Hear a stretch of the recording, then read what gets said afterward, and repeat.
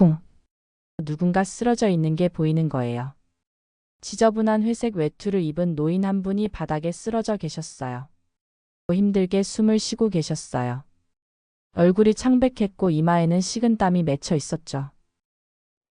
약을 못 먹었어. 약이요? 무슨 약이요?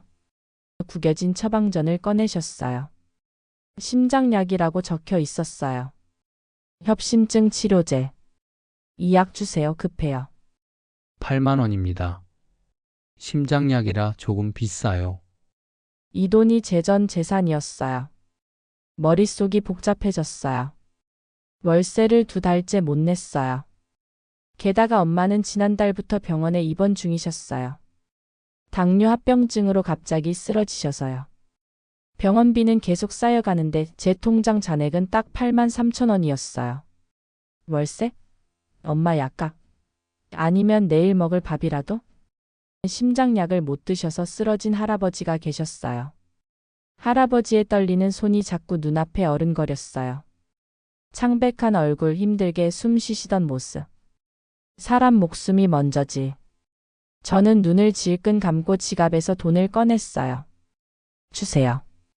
손이 떨렸어요. 이 약봉지와 함께 거스름돈 3천 원을 주셨죠. 이제 제 통장과 지갑을 다 합쳐도 1,500원이 전부였어요.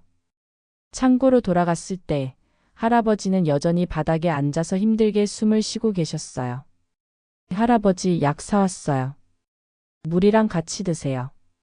한 10분쯤 지났을까요? 안정되는 게 보였어요. 얼굴에도 혈색이 조금 돌아오셨고요. 고맙습니다. 그 순간 눈물이 핑 돌았어요. 이름이 뭡니까? 서진아요. 오늘 받은 이 은혜는 평생 잊지 않겠네. 아가씨 덕분에 살았어. 정말 고마워. 저는 그냥 멍하니 서 있었어요. 저는 현실로 돌아왔어요. 빈 지갑을 보면서 한숨이 나왔죠. 이제 정말 한 푼도 없네. 내일은 뭘 먹고 살지? 엄마 병원비는 어떻게 하지? 그날 저녁 집에 돌아와서 라면도 못 끓여 먹었어요. 라면 살 돈도 없었거든요. 하지만 후회는 되지 않았어요. 할아버지의 따뜻해진 손, 그 눈물. 사람 목숨을 살린 거잖아요. 이 8만 3천 원의 선택이 제 인생을 완전히 바꿔놓을 줄은. 그때는 정말 전혀 몰랐어요. 저는 서진아라고 합니다. 올해 28살이고요. 문예창고에서 아르바이트를 하고 있었어요. 정규직이 되고 싶었지만 기회가 없었고 그저 하루하루 버티며 살고 있었죠. 그날은 10월의 어느 추운 오후였어요. 아침부터 찬바람이 불더니 오후가 되자 기온이 뚝 떨어졌죠. 창고에서 폐기 직전의 전시품들을 정리하고 있었는데 솔직히 제 처지가 더 처량했어요. 월세를 2달째 못 냈어요. 집주인 아주머니가 계속 전화하셨는데 전화가 올 때마다 가슴이 철렁했죠. 게다가 엄마는 지난달부터 병원에 입원 중이셨어요. 당뇨 합병증으로 갑자기 쓰러지셔서요. 병원비는 계속 쌓여가는데 저는 아르바이트로 하루에 겨우 6만 원씩 벌고 있었어요. 그날 오전에 은행 앱을 확인했을 때 제 통장 잔액은 딱 8만 3천 원이었어요. 만 원짜리 8장과 3천 원. 그게 제 전 재산이었죠. 이 돈으로 뭘 먼저 막아야 하지? 월세? 엄마 약값? 아니면 내일 먹을 밥이라도? 그런 생각을 하면서 먼지 쌓인 박스를 옮기고 있었어요. 낡은 액자들, 깨진 화분들, 버려진 전시 소품들. 이것들을 정리하다 보면 제 인생도 이렇게 버려지는 건 아닐까 하는 생각이 들더라고요. 그때였어요. 갑자기 창고 뒤쪽에서 쿵 하는 무거운 소리가 들렸어요. 어머. 놀라서 돌아봤는데 창고 구석진 곳에서 누군가 쓰러져 있는 게 보이는 거예요. 지저분한 회색 외투를 입은 노인 한 분이 바닥에 쓰러져 계셨어요. 할아버지, 괜찮으세요? 저는 박스를 내려놓고 급히 달려갔어요. 할아버지는 가슴을 움켜쥐고 힘들게 숨을 쉬고 계셨어요. 얼굴이 창백했고 이마에는 식은땀이 맺혀 있었죠. 할아버지 정신 차리세요. 제가 119 부를게요. 아니. 괜찮아. 할아버지가 떨리는 손으로 제 손을 잡으셨어요. 약을 사지 못해서 오늘 아침부터 못 먹었어. 약이요? 무슨 약이요? 할아버지가 주머니에서 구겨진 처방전을 꺼내셨어요. 심장약이라고 적혀 있었어요. 협심증 치료제. 하루라도 걸으면 위험할 수 있다는 주의사항도 적혀 있었고요. 제가 사다 드릴게요. 잠깐만 기다리세요. 저는 처방전을 받아들고 창고 밖으로 뛰어나갔어요. 다행히 골목 끝에 작은 약국이 있었죠. 약국 문을 열고 들어가서 처방전을 내밀었어요. 이 약 주세요. 급해요. 약사 선생님이 처방전을 보시더니 약을 찾아주셨어요. 8만 원입니다. 그 순간 정말 시간이 멈춘 것 같았어요. 저는 멍하니 약사 선생님을 바라봤어요. 8만 원이요? 네, 심장약이라 조금 비싸요. 저는 떨리는 손으로 지갑을 꺼냈어요. 10,000원짜리 8장이 그대로 들어 있었죠. 이 돈이 제 전 재산이었어요. 머릿속이 복잡해졌어요. 이 돈이면 최소한 엄마 병실 간병비 하루치는 낼 수 있었어요. 아니면 제가 사흘은 끼니를 때울 수 있었죠. 월세 독촉하시는 집주인 아주머니한테 일부라도 드릴 수도 있었고요. 그런데 지금 창고에는 심장약을 못 드셔서 쓰러진 할아버지가 계셨어요. 할아버지의 떨리는 손이 자꾸 눈앞에 어른거렸어요. 창백한 얼굴, 힘들게 숨 쉬시던 모습. 사람 목숨이 먼저지. 그렇지? 저는 눈을 질끈 감고 지갑에서 돈을 꺼냈어요. 주세요. 10,000원짜리 8장을 하나하나 세어서 약사 선생님께 건넸어요. 손이 떨렸어요. 약사 선생님이 약봉지와 함께 거스름돈 3,000원을 주셨죠. 약국을 나와서 편의점에 들러 생수 한 병을 샀어요. 거스름돈 3,000원에서 1,500원. 이제 제 통장과 지갑을 다 합쳐도 1,500원이 전부였어요. 창고로 돌아갔을 때 할아버지는 여전히 바닥에 앉아서 힘들게 숨을 쉬고 계셨어요. 할아버지, 약 사왔어요. 물이랑 같이 드세요. 저는 물병 뚜껑을 열어서 할아버지께 드렸어요. 할아버지가 떨리는 손으로 약을 받아서 드셨어요. 한 알, 두 알. 그리고 물을 천천히 마셨죠. 한 10분쯤 지났을까요? 할아버지의 숨이 조금씩 안정되는 게 보였어요. 얼굴에도 혈색이 조금 돌아오셨고요. 고맙습니다. 정말 고맙습니다. 할아버지가 제 손을 꼭 잡으셨어요. 할아버지 손이 따뜻해졌더라고요. 그 순간 눈물이 핑 돌았어요. 저도 모르게요. 괜찮으세요? 병원 가셔야 하는 거 아니에요. 이제 괜찮아. 약만 먹으면 돼. 정말 고마워. 할아버지 눈에도 눈물이 글썽이셨어요. 아가씨, 이름이 뭡니까? 서진아요. 할아버지는요? 할아버지가 의미심장하게 웃으셨어요. 그 미소가 지금 생각해보면 뭔가 특별한 게 있었던 것 같아요. 나는 그저 지나가는 사람입니다. 지나가는 사람이라니요? 할아버지 성함이. 이름은 중요하지 않아. 다만, 오늘 받은 이 은혜는 평생 잊지 않겠네. 할아버지는 그렇게 말씀하시고 천천히 일어나셨어요. 아직 좀 불안정해 보이셔서 제가 부축하려 했는데 할아버지가 괜찮다고 손사래를 치셨어요. 괜찮아. 집이 가까워서 천천히 걸어갈 수 있어. 정말 괜찮으세요? 제가 택시라도. 아니야, 괜찮아. 아가씨 덕분에 살았어. 정말 고마워. 할아버지는 그렇게 창고 문을 열고 나가셨어요. 석양빛 속으로 천천히 걸어가시는 뒷모습을 보면서 저는 그냥 멍하니 서 있었어요. 할아버지가 완전히 사라지고 나서야 저는 현실로 돌아왔어요. 빈 지갑을 보면서 한숨이 나왔죠. 이제 정말 한 푼도 없네. 내일은 뭘 먹고 살지? 엄마 병원비는 어떻게 하지? 그날 저녁 집에 돌아와서 라면도 못 끓여 먹었어요. 라면 살 돈도 없었거든요. 그냥 물만 마시고 잤어요. 누워서 천장을 보면서 생각했어요. 내가 잘한 건가? 그 8만 원으로. 엄마 약이라도 샀어야 했나? 하지만 후회는 되지 않았어요. 할아버지의 따뜻해진 손, 그 눈물. 사람 목숨을 살린 거잖아요. 그게 먼저였어요. 그런데요. 이 8만 3천 원의 선택이 제 인생을 완전히 바꿔놓을 줄은. 그때는 정말 전혀 몰랐어요. 다음날 아침이었어요. 솔직히 잠을 잘 못 잤어요.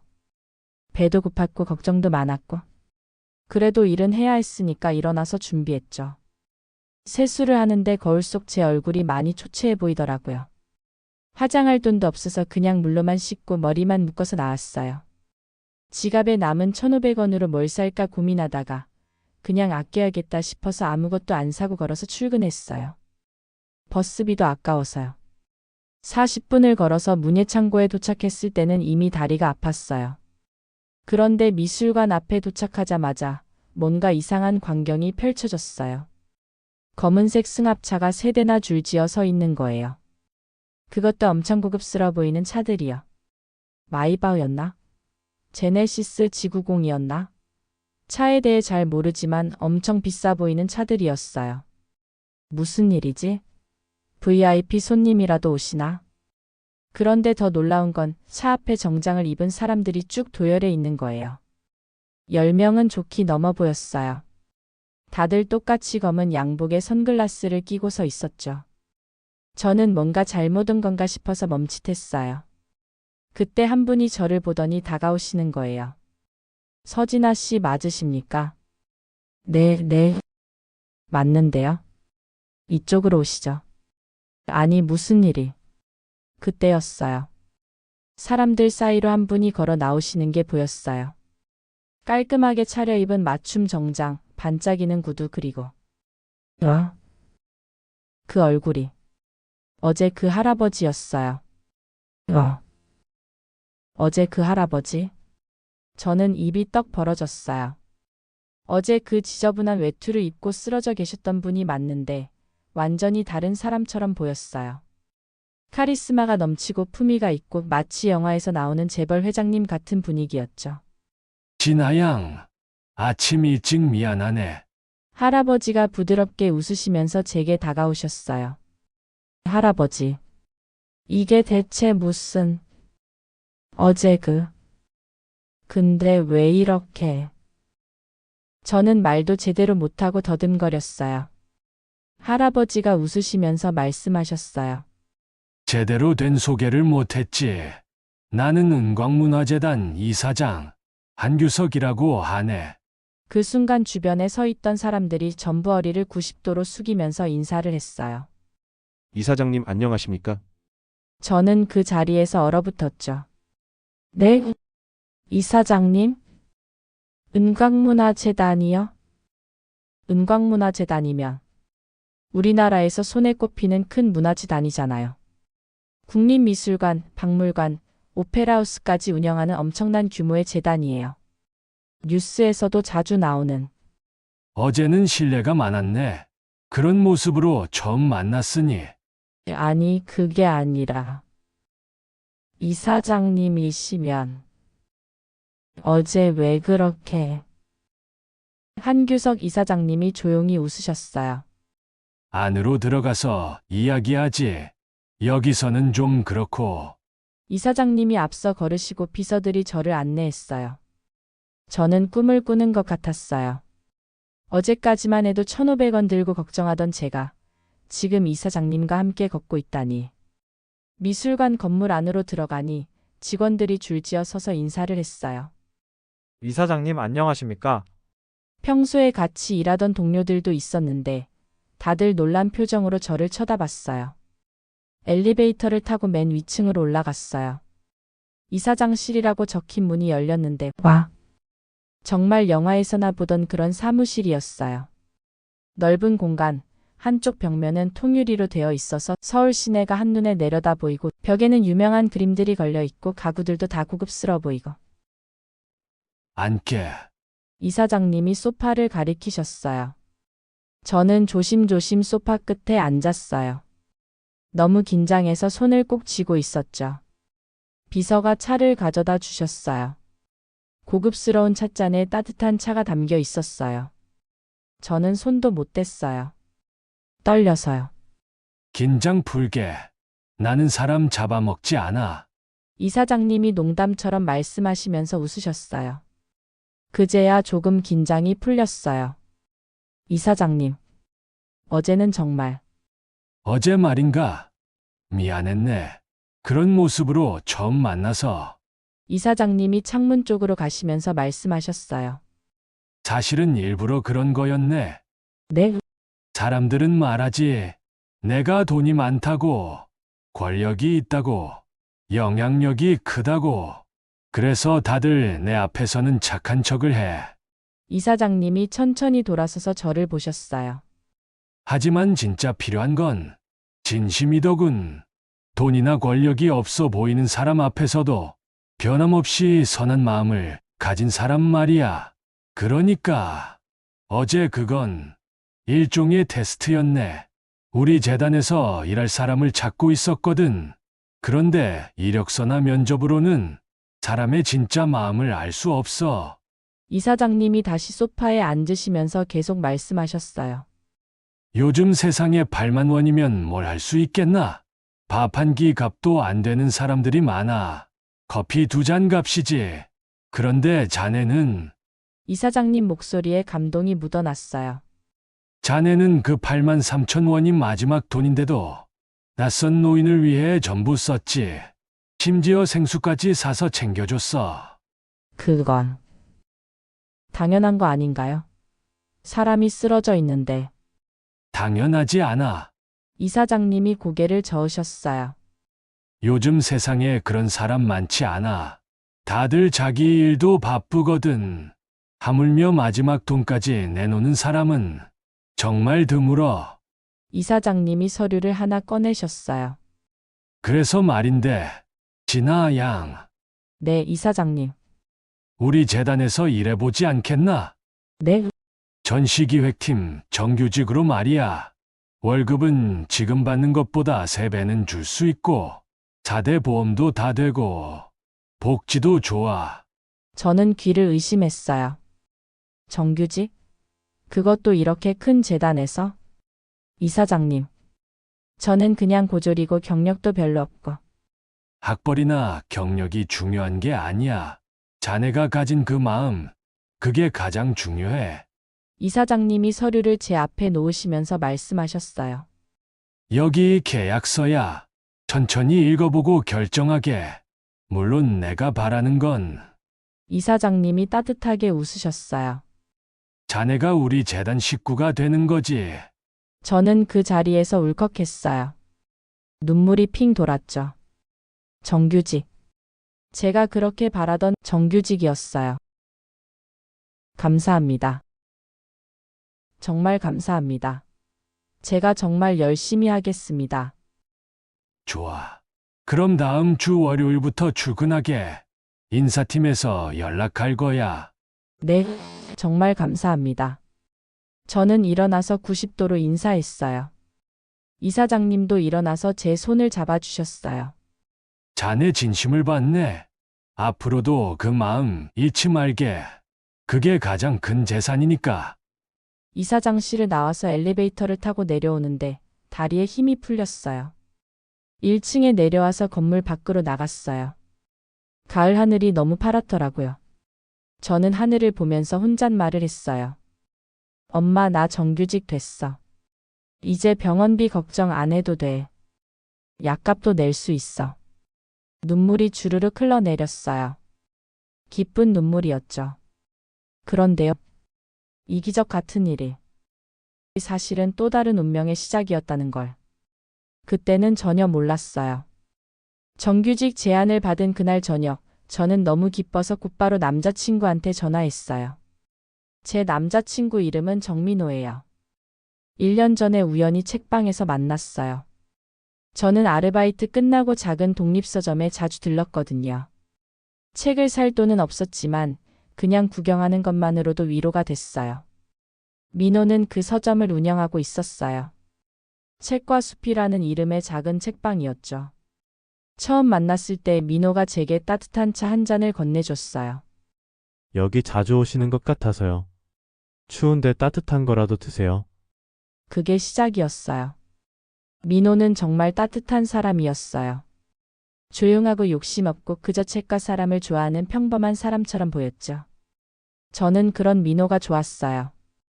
화려하지 않고 진솔하고 제 얘기를 진심으로 들어주는 사람이었거든요. 민호야. 나야. 전화를 받은 민호의 목소리가 들렸어요. 진아야?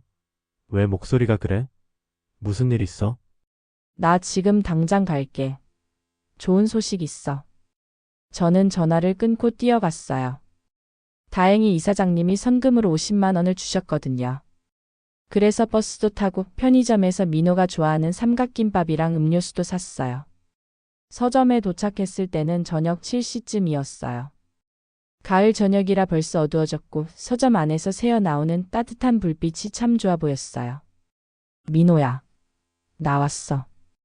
문을 열고 들어가니 민호가 책장 사이에서 책을 정리하고 있었어요. 돌아보더니 환하게 웃었죠. 진아야, 어서 와. 오늘 표정 되게 좋은데? 무슨 좋은 일 있어? 저는 뛰어가서 민호를 껴안았어요. 민호야, 믿을 수 있어? 나 정규직 됐어. 뭐? 정말? 민호가 저를 떼어놓고 제 얼굴을 보면서 물었어요. 진짜야? 어디서? 은광문화재단이야. 너도 알지? 되게 큰 곳이잖아. 그 순간이었어요. 민호의 얼굴이 살짝 굳는 게 보였어요. 미세한 변화였지만 저는 느꼈어요. 뭔가 당황하는 것 같았어요. 은광문화재단? 응. 한규석 이사장님이 직접 제안하셨어. 믿기지 않지? 나도 아직 꿈 같아. 민호가 잠시 말이 없었어요. 그러더니 금방 밝게 웃으면서 제 손을 잡았어요. 진아야, 축하해. 정말 잘 됐다. 고마워, 민호야. 다 내 덕분이야. 내가 힘들 때마다 격려해줘서. 우리는 서점 안 작은 카페 공간에 앉았어요. 민호가 직접 내려준 커피를 마시면서 이야기를 나눴어요. 근데 민호야, 너는 언제 이 서점 좀 더 크게 확장할 거야? 손님들도 점점 늘고 있잖아. 이 앞 빈가게 나왔던데 거기랑 합쳐서 크게 하면 어때? 민호가 커피잔을 내려놓으면서 조용히 말했어요. 나는 이 정도면 충분해. 크게 욕심 안 내고 살고 싶어. 왜? 능력도 있고 책도 잘 알고 사람들한테 인기도 많은데. 진아야, 나는 작은 게 좋아. 이렇게 조용하게 좋아하는 일 하면서 사는 게 행복해. 크게 키우면 스트레스만 늘어날 것 같아. 저는 민호의 손을 잡았어요. 그래, 알아. 그게 바로 너의 장점이지. 욕심 없고 따뜻한 거. 나는 그런 내가 좋아. 민호가 제 손을 꼭 잡으면서 복잡한 표정을 지었어요. 지금 생각해보면 그때 민호가 뭔가 말하려다가 참은 것 같았어요. 그날 밤 늦게 저는 집에 돌아왔어요.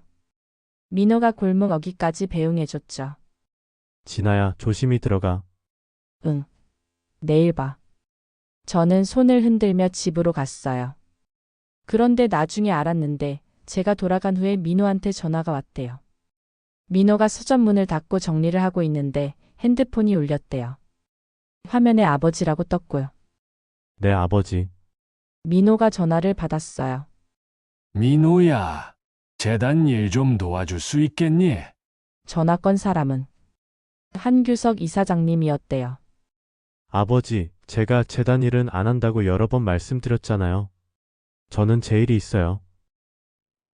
아하, 내가 서점 일 좋아하는 거 아는데. 한규석 이사장님이 잠시 말을 멈췄다가 다시 말씀하셨대요. 그런데 말이다. 내가 좋아하는 그 아이, 서진아. 네? 진아를 어떻게 아세요? 우리 재단에서 일하게 됐더구나. 그 순간 민호가 얼어붙었대요. 전화기를 든 손이 떨렸다고 해요. 뭐라고요? 지나가요? 그래. 오늘 채용했어. 정말 좋은 아이더구나. 마지막 돈으로 낯선 노인을 구하는 모습을 보고 감동받았어. 민호는 그 자리에 주저앉았대요. 아버지. 제가 1년 동안 사귀던 여자친구예요. 알아. 나도 알고 있었어. 내가 왜 신분을 숨기고 사귀는지도. 그럼 진아를 채용하신 건 아니, 그건 정말 우연이야. 내 여자친구인 줄 알았다면 오히려 더 조심스러웠을 거야. 하지만 그 아이의 마음이 진짜였어. 민호가 한참을 말이 없었대요. 민호야, 이제 말할 때가 된 것 같구나. 내가 누군지. 아버지. 진아는 제가 그냥 작은 서점 주인인 줄 알아요. 재단이랑 관련 없는. 알아. 하지만 언젠가는 알게 될 거야. 그리고 이제 같은 회사에서 일하게 됐으니. 전화가 끊긴 후 민호는 한참을 서점에 앉아 있었대요. 고민이 많았던 거죠. 네, 맞아요. 민호는 한규석 이사장님의 아들이었어요. 은광문화재단의 유일한 후계자였죠. 하지만 민호는 어릴 때부터 재단 일을 싫어했대요. 화려한 것도 싫고 권력도 싫고 그냥 평범하게 살고 싶었던 거예요. 그래서 대학 졸업하고 바로 작은 서점을 차렸다고 해요. 아버지가 반대했지만 끝까지 고집을 부렸대요. 저를 만났을 때도 일부러 신분을 숨겼어요. 재단 후계자라는 걸 알면 사람들이 다르게 대한다는 걸 알았거든요. 순수하게 정민호라는 사람으로 인정받고 싶었던 거죠. 그런데 이제 제가 그 재단에서 일하게 됐으니 비밀을 계속 숨길 수 없게 된 거예요. 일주일 후였어요. 재단에 첫 출근을 했는데 복도를 지나가다가 벽에 걸린 큰 액자를 봤어요. 은광문화재단 30주년 기념 마이너스 이사장 한규석과 아들 정민호. 사진 속에 민호가 있었어요. 정장을 입고 한규석 이사장님 옆에 서 있는 모습으로요. 저는 그 자리에서 얼어붙었어요. 서류가 손에서 떨어졌죠. 민호? 믿을 수가 없었어요. 제 민호가 이사장님의 아들이라고? 그래, 내 아들이지. 뒤에서 목소리가 들렸어요. 돌아보니 한규석 이사장님이 서 계셨어요. 이사장님, 이게 무슨, 놀랐구나.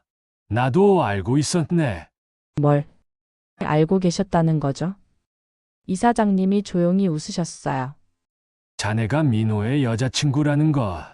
민호가 1년 전부터 누군가를 만난다는 건 알았거든. 근데 신분을 숨기고 사귄다기에 궁금했지. 저는 다리에 힘이 풀렸어요. 벽에 기대서 겨우 서 있었죠. 그럼 저를 채용하신 건 아니야. 이사장님이 단호하게 말씀하셨어요. 그건 순전히 자네 마음 때문이야.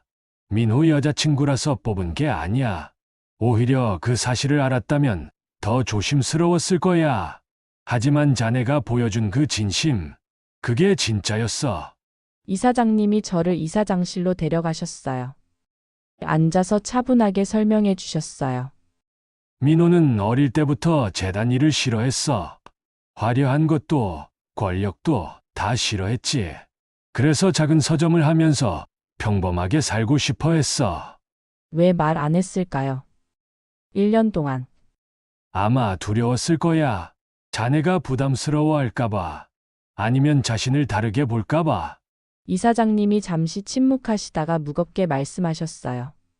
진아 양, 이제 알았으니 각오는 해야 할 거야. 무슨 각오야? 민호 어머니, 내 아내 말이야. 이사장님의 표정이 어두워졌어요. 그 사람은 자네를 절대 받아들이지 않을 거야. 그날 저녁 저는 서점으로 달려갔어요. 문을 열고 들어가니 민호가 놀란 표정으로 일어섰어요. 진아야. 왜 말 안 했어? 제 목소리가 떨렸어요. 왜 1년 동안 나한테 거짓말한 거야? 민호가 괴로워하는 표정으로 다가왔어요. 미안해. 진아야. 말하고 싶었어. 정말 수없이 말하려고 했어. 그럼 왜 안 했어? 무서웠어. 민호의 목소리도 떨렸어요. 내가 재단 후계자라는 걸 알면 내가 나를 다르게 볼까봐, 부담스러워할까봐, 아니면 돈 때문에 만난다고 오해받을까봐. 1년 동안 나를 속인 거잖아. 속인 게 아니야. 민호가 제 손을 잡으려 했지만 저는 뿌리쳤어요. 나는 그냥 정민호로 너를 만나고 싶었어. 재단도 돈도 신분도 아닌 그냥 나로. 책 좋아하고 조용히 살고 싶어 하는 평범한 정민호로. 민호의 눈에 눈물이 맺혔어요. 진아야, 내가 너를 사랑하는 마음은 진짜야. 그건 거짓이 아니야. 저도 울컥했어요. 화가 나기보다는 슬펐어요. 민호야. 나는 내가 누구든 상관없어. 재단 후계자든 서점 주인이든. 나는 그냥 너를 좋아했어. 근데 왜 말 안 한 거야? 미안해. 정말 미안해. 우리는 그날 밤 서점에서 한참을 이야기했어요. 민호가 왜 신분을 숨겼는지, 얼마나 고민했는지, 몇 번이나 말하려다가 참았는지. 결국 저는 민호를 이해했어요. 민호도 힘들었던 거였어요. 하지만 한 가지는 확실했어요. 우리의 사랑은 진짜였다는 거. 민호와 화해하고 며칠이 지났어요. 모든 게 괜찮아질 줄 알았죠. 하지만 그건 제 착각이었어요. 어느 날 오후 민호한테서 전화가 왔어요. 진아야, 민호 목소리가 무거웠어요. 우리 어머니가 너를 만나고 싶대. 정말? 그럼 잘 준비해야겠다. 저는 기뻤어요. 시어머니를 만난다는 게 떨리긴 했지만 잘 보이면 되잖아요.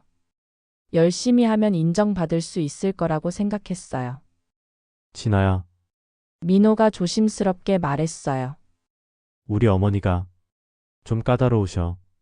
각오 단단히 해야 할 거야. 괜찮아. 나 열심히 할게. 걱정 마. 민호가 한숨을 쉬는 소리가 들렸어요.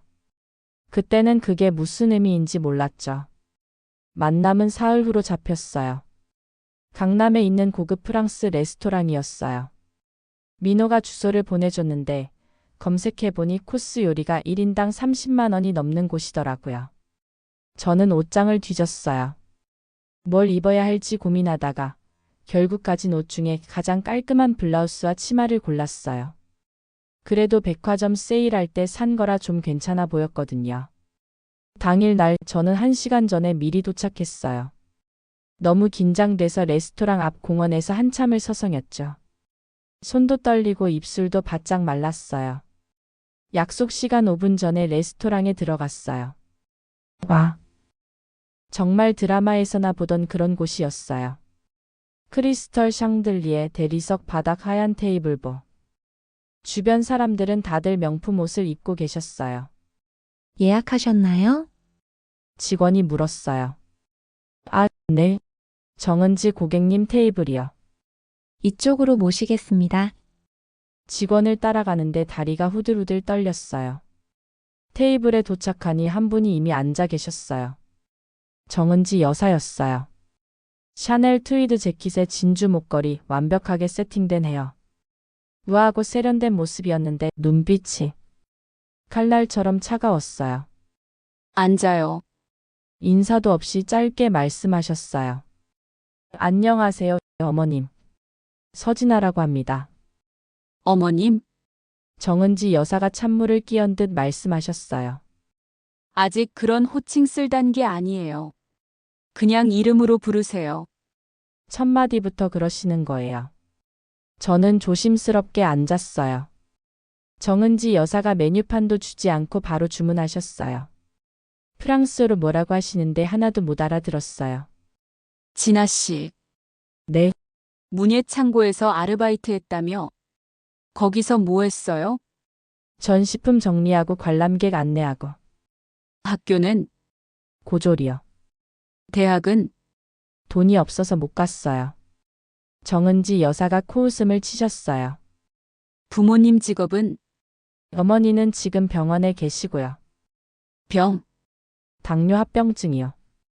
아버지는 일찍 돌아가셔서. 됐어요. 정은지 여사가 손을 저으시면서 말을 끊으셨어요. 더 들을 필요 없어요. 대충 파악됐으니까. 저는 아무 말도 못했어요. 그냥 고개만 숙이고 앉아 있었죠. 음식이 나왔는데 먹을 수가 없었어요. 목이 메어서요. 진아 씨, 솔직하게 말할게요. 정은지 여사가 냅킨으로 입을 닦으시면서 말씀하셨어요. 우리 민호는 은광문화재단 후계자예요. 나중에 이 재단 전체를 이끌어갈 사람이죠. 알고 있어요. 알고 있으면서도 사귄 거예요? 저는 민호를 좋아해서. 좋아한다고 다 되는 게 아니에요. 정은지 여사의 목소리가 날카로워졌어요. 결혼은 개인의 문제가 아니에요. 가문과 가문의 만남이죠. 우리 집안이 어떤 집안인지 아세요? 5대째 문화사업을 해온 집안이에요. 할아버지 때부터 쌓아온 명성과 인맥이 있어요. 그런 집안에 고졸의 아르바이트생의 아픈 엄마 돌봐야 하는 사람이 들어온다? 정은지 여사가 차갑게 웃으셨어요. 말이 돼요? 그게 저는 눈물이 핑 돌았어요. 하지만 참았어요. 울면 안 될 것 같았거든요. 저도 노력할게요. 열심히 배우고. 노력으로 되는 게 아니에요. 타고나는 거예요, 이런 건. 그때 비서 한 분이 테이블로 왔어요. 정은지 여사한테 뭔가 건넸는데 두꺼운 갈색 봉투였어요. 정은지 여사가 그 봉투를 제 앞에 놓으셨어요. 이게 뭐예요? 열어봐요. 저는 떨리는 손으로 봉투를 열었어요. 안에 돈다발이 가득 들어 있었어요. 3천만 원 들어있어요. 지금이라도 조용히 우리 민호 인생에서 사라지세요. 이 돈 가지고 저는 봉투를 밀어냈어요.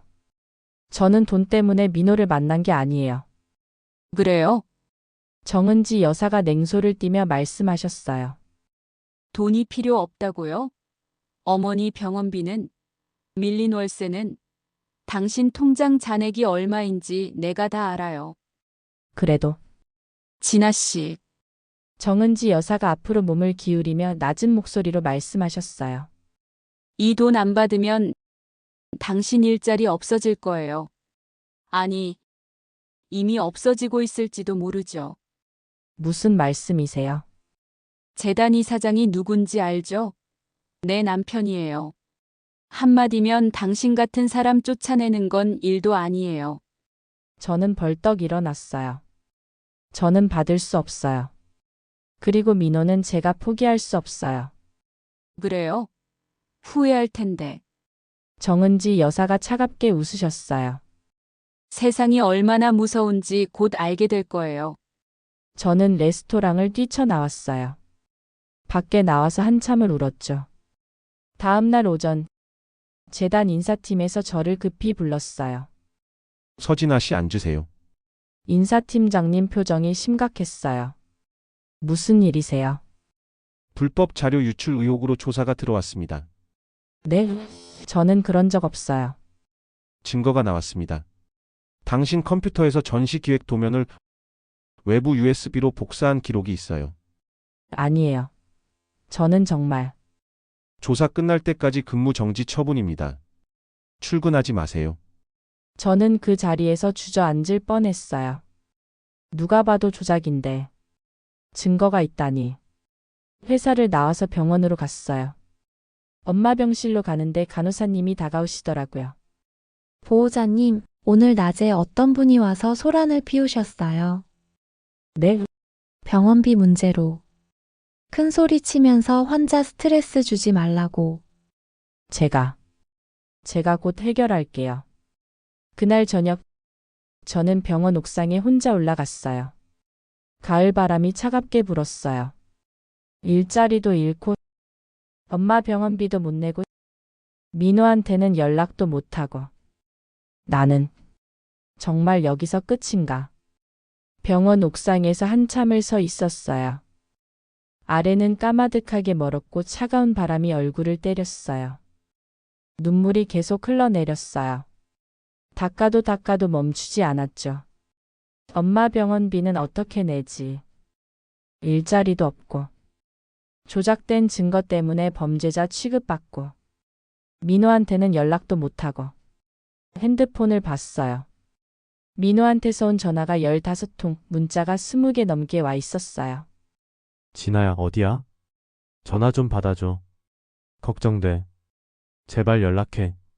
하지만 전화할 수가 없었어요. 뭐라고 말해야 할지. 민호 어머니한테 당한 일을 말하면 민호가 괴로워할 것 같았어요. 나는 정말 여기서 끝인가? 그때였어요. 옥상 문이 열리는 소리가 들렸어요. 진아. 그 목소리. 민호였어요. 깜짝 놀라서 돌아봤는데 민호가 서 있었어요. 숨을 헐떡이면서요. 계단으로 뛰어 올라온 것 같았어요. 한 손에는 금빛 단풍가지를 들고 있었어요. 민호? 어떻게? GPS. 내 핸드폰 GPS 켜져 있어서 민호가 다가왔어요. 걱정했어. 연락 안 되길래 무슨 일 있는 줄 알았어. 넌 왜 온 거야? 제 목소리가 떨렸어요. 내 엄마가 나한테. 알아. 민호가 제 말을 끊었어요. 다 알아. 엄마가 뭘 했는지. 알면서.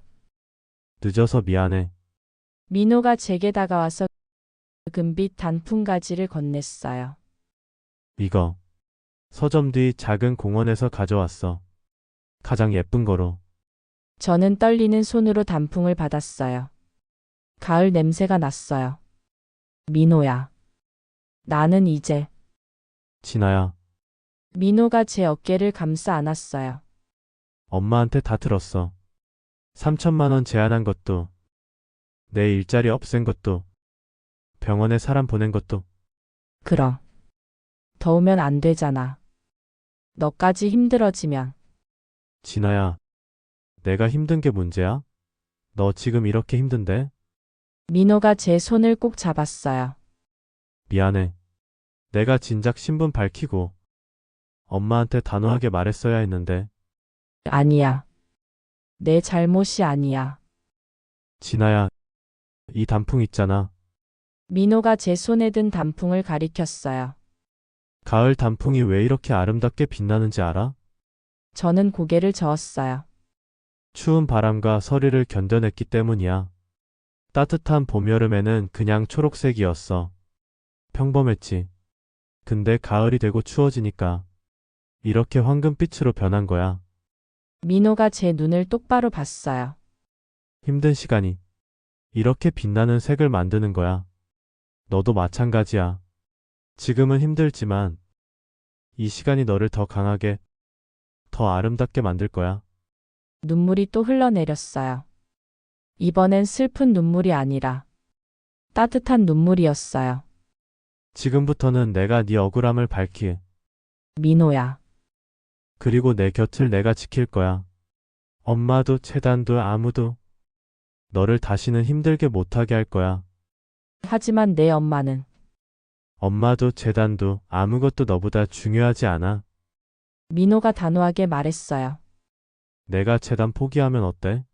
서점하면서 너랑 행복하게 살 수 있으면 그걸로 충분해. 안 돼.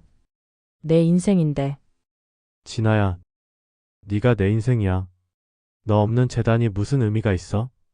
저는 민호 품에 안겨서 한참을 울었어요. 그동안 참았던 게 다 터져 나왔어요. 민호가 제 등을 토닥여주면서 조용히 말했어요.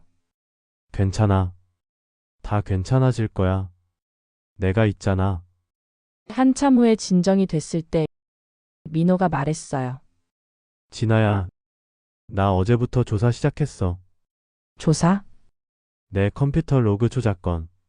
보안 전문가 고용해서 정밀 분석했어. 정말? 응. 그리고 증거 나왔어. 민호가 핸드폰을 꺼내서 보여줬어요. 외부 IP에서 해킹한 흔적이 있어. 누군가 원격으로 내 컴퓨터에 접속해서 로그인해서 조작한 거야. 그럼 완전히 무고해. 내가 한 게 아니라는 증거가 확실해. 저는 믿을 수가 없었어요. 정말? 정말이야? 응. 내일 아침에 회사 법무팀이랑 회의 잡혀 있어. 이 증거 제출하고 4명에 회복시킬 거야. 민호야. 그리고 엄마한테도 단단히 말할 거야. 다시는 이런 식으로 너를 괴롭히지 못하게. 민호가 제 얼굴을 두 손으로 감싸며 말했어요. 진아야, 나 지금까지는 겁쟁이였어. 엄마한테도 떳떳하게 말 못하고 너한테도 신분 숨기고. 하지만 이제는 달라. 내가 너를 지킬 거야. 그날 밤 민호는 저를 집까지 데려다 줬어요. 그리고 다음날 아침 일찍부터 움직이기 시작했어요. 먼저 재단 법무팀을 소집했대요. 민호가 평소에는 재단 일에 관여하지 않았는데 이번만큼은 직접 나섰다고 해요. 이 증거를 보십시오. 외부 해킹으로 로그가 조작됐습니다. 서진아 씨는 완전히 무고합니다. 보안 전문가가 상세한 분석 보고서를 제출했대요. 누가 이런 짓을 한 겁니까? 현재 추적 중입니다만 IP 주소를 역추적한 결과 전문가가 잠시 말을 멈췄대요. 계속하십시오. 재단 이사진 중 한 분의 개인 비서가 고용한 해커로 추정됩니다. 그 말을 들은 순간 모두가 침묵했대요. 재단 이사진이면 정은지 여사도 포함되니까요. 민호가 바로 아버지 한규석 이사장님을 찾아갔대요. 아버지, 이거 봐주세요. 민호가 모든 증거를 보여드렸어요. 해킹 기록 조작된 로그 그리고 비서와 해커의 거래 내역까지. 한규석 이사장님의 얼굴이 굳어졌대요. 민호야, 이게 어머니가 지시한 겁니다. 진아를 쫓아내려고. 아버지, 저는 진아를 사랑합니다. 그리고 진아를 지킬 겁니다. 어머니가 반대하시든 재단을 포기하든 상관없습니다. 한규석 이사장님이 한참을 말씀이 없으시다가 천천히 고개를 끄덕이셨대요. 알았다. 내가 네 어머니와 이야기하마. 그날 오후 저는 재단으로 호출됐어요. 이사장실이었어요. 들어가니 한규석 이사장님, 민호, 그리고 정은지 여사가 앉아 계셨어요. 정은지 여사의 얼굴이 창백했어요. 진아 양, 앉게. 이사장님이 말씀하셨어요. 먼저 사과하겠네. 우리 재단에서 자네에게 큰 잘못을 저질렀어. 이사장님, 조사 결과 자네는 완전히 무고해. 누군가 의도적으로 자네를 모함한 거야. 이사장님이 정은지 여사를 봤어요. 당신 할 말 있지 않나? 정은지 여사가 고개를 숙였어요. 하지만 사과는 하지 않으셨어요. 민호가 일어섰어요. 어머니, 저는 진아와 결혼할 겁니다. 민호야. 어머니가 반대하시든 말든 제 선택입니다. 민호의 목소리가 떨렸지만 단호했어요. 제가 재단 후계자를 포기하더라도 진아를 선택하겠습니다. 너 지금 무슨 소리를 하는 거니? 진아는 마지막 83,000원으로 낯선 노인을 구했습니다.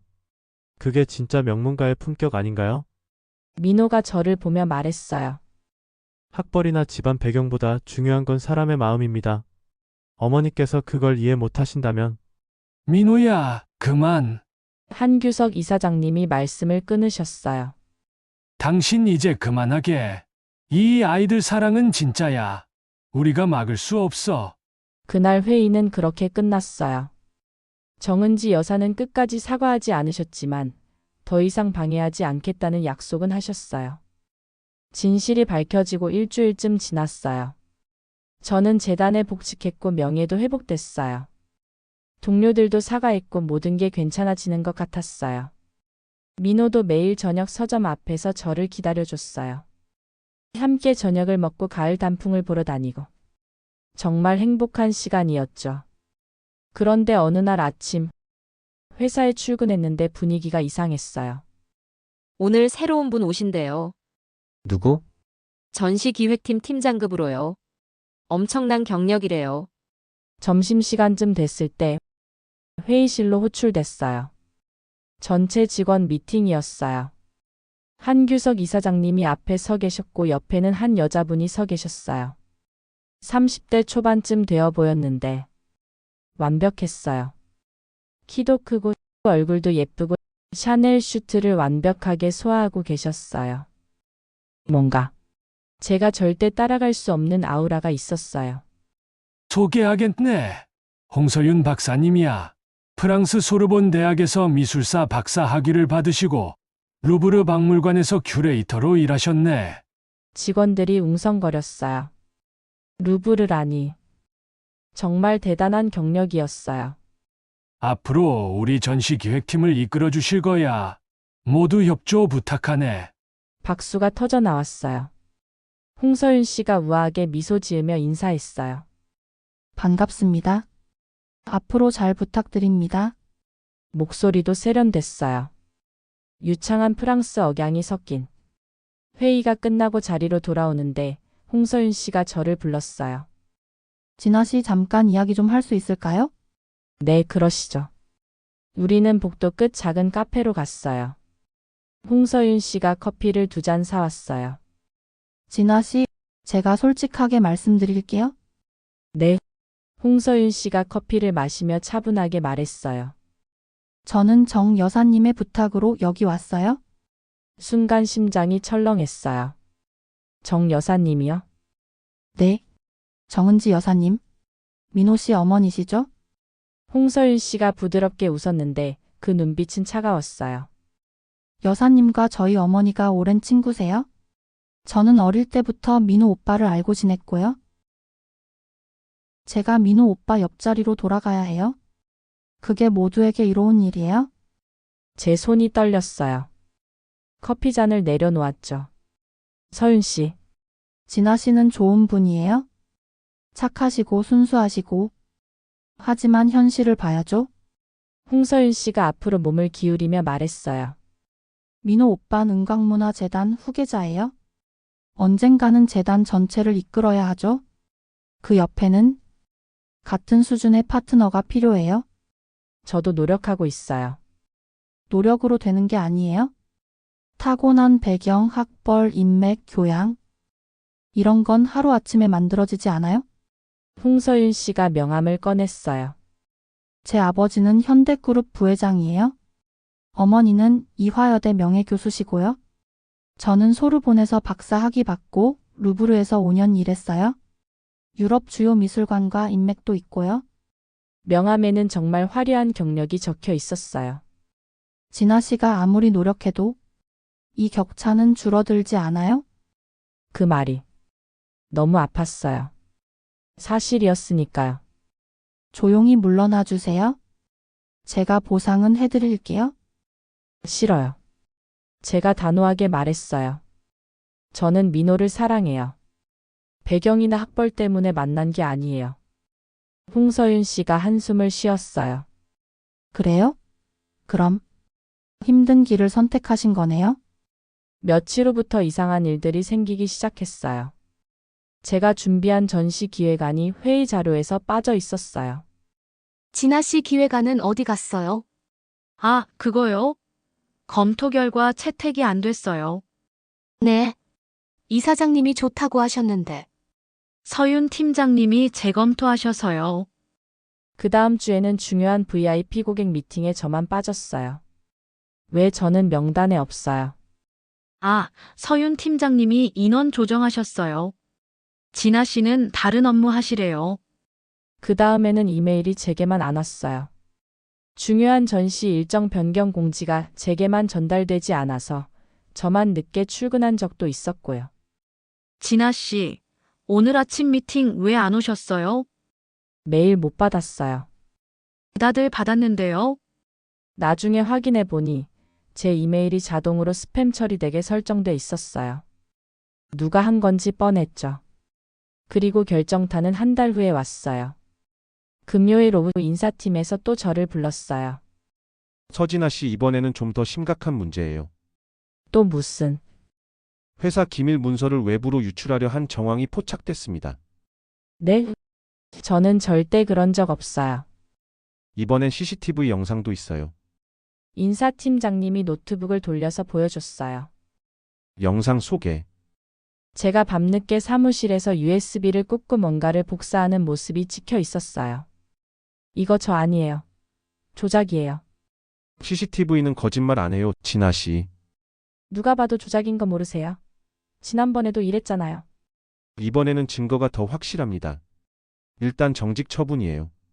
저는 그 자리에서 주저앉았어요. 또 이런 일이. 사무실로 돌아와서 짐을 싸는데 홍서윤 씨가 다가왔어요. 진아 씨, 힘드시죠? 제가 경고했잖아요? 조용히 물러나라고.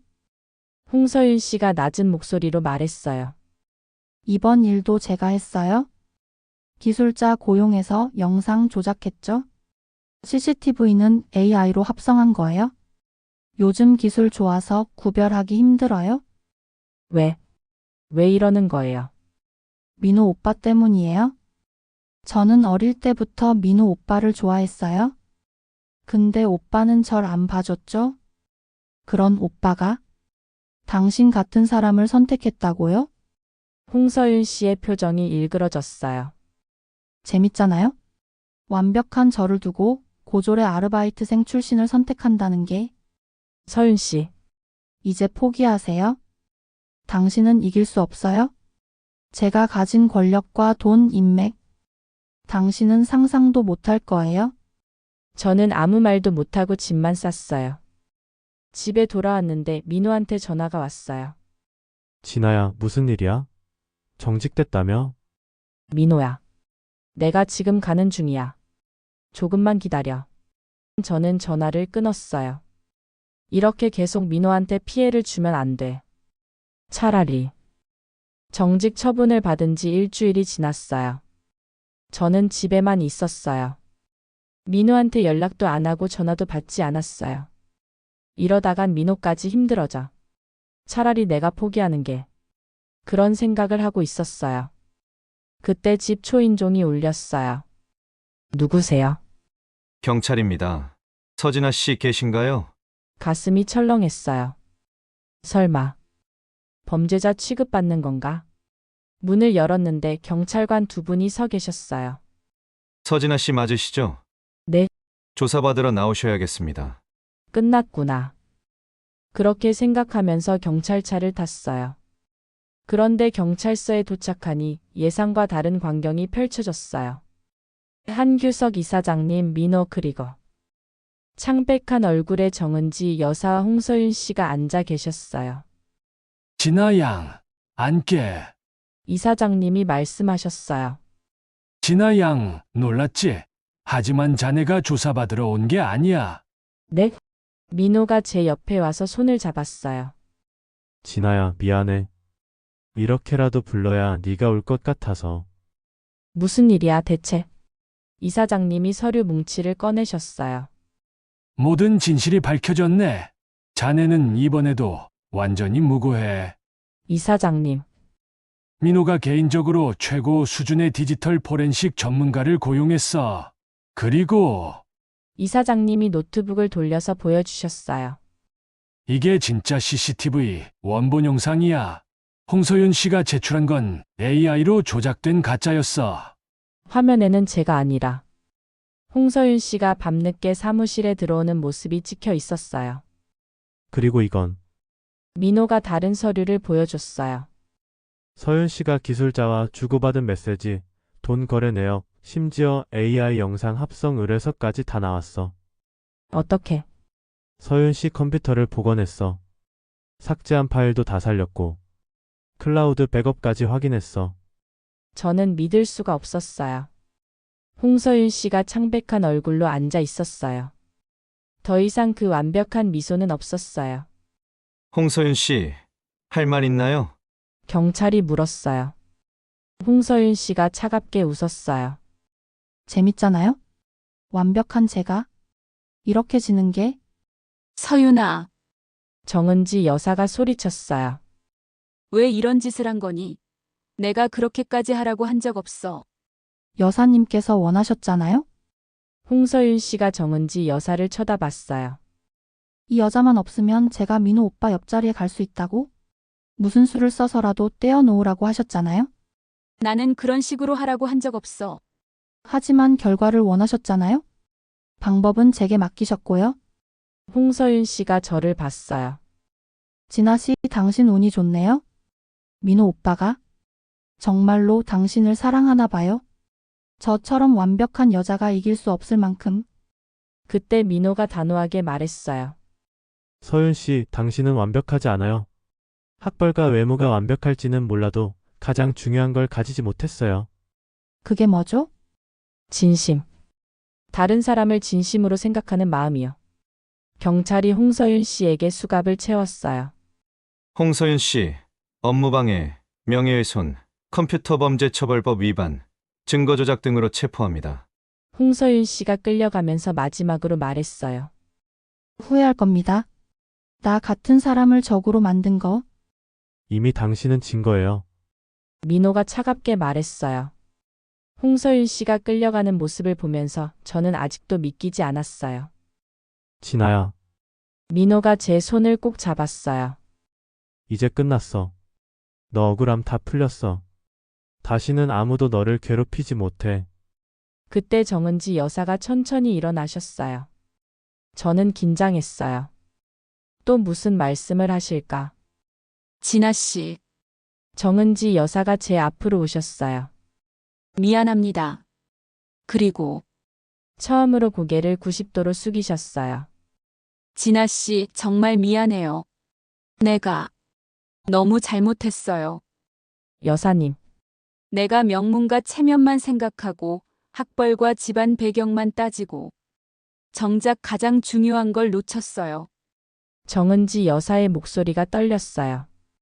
당신이 가진 그 마음, 8만 3천 원으로 낯선 노인을 구한 그 마음이 진짜 명문가의 품격이었어요.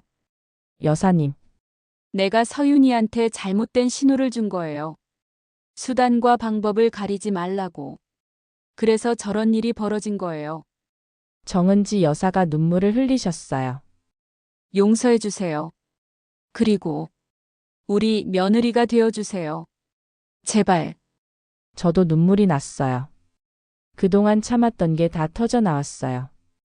여사님, 저야말로 부족한 게 많은데. 아니에요. 당신은 부족하지 않아요. 오히려 내가 당신한테 배워야 해요.